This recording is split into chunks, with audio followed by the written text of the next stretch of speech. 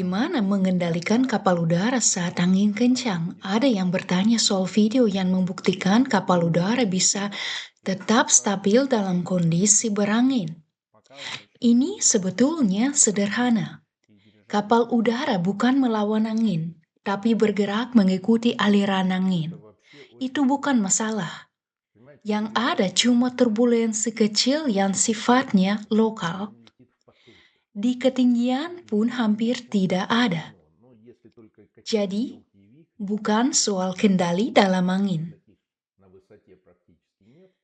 Yang penting kecepatannya harus jauh di atas kecepatan angin.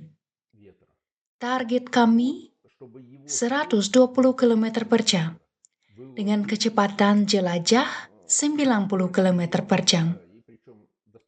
Artinya sekitar 25 meter per detik. Coba tanya, siapa yang pernah mengalami langsung angin 25 meter per detik? Bukan cuma dengar cerita, tapi alami sendiri. Pada kecepatan 120, sekitar 110, ya sudahlah, 120. Di kecepatan 25 saja orang sudah tidak berani keluar rumah.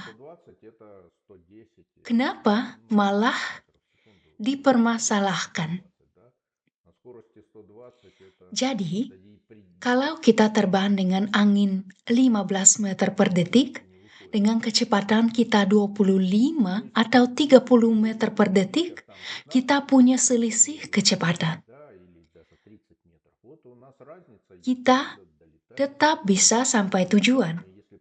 Ya, melawan angin memang lebih lama, tapi itu wajar. Searah angin jadi lebih cepat. Tidak ada masalah, angin justru lebih bahaya saat parkir di darat. Dekat tanah memang ada turbulensi dan angin kencang. Ini yang sedang kami kembangkan, sistem parkir di tiang. Standarnya harus tahan angin sampai 35 meter per detik untuk parkir jangka panjang. Dan itu sudah cukup. Soal lepas landas dan mendarat, ya ada risikonya.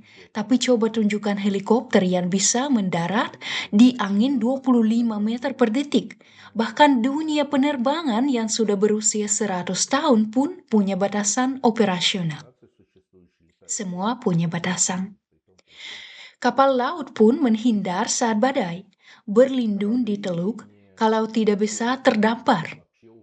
Ini kekuatan alam. Harus kita hormati. Kalau dipikir memang benar, alam tetap alam. Tapi kenapa selalu ada pertanyaan soal kapal udara? Apa tidak tertiup angin? Helikopter apa tidak tertiup kalau ada badai? Atau kapal laut apa tidak tenggelam kalau ada badai?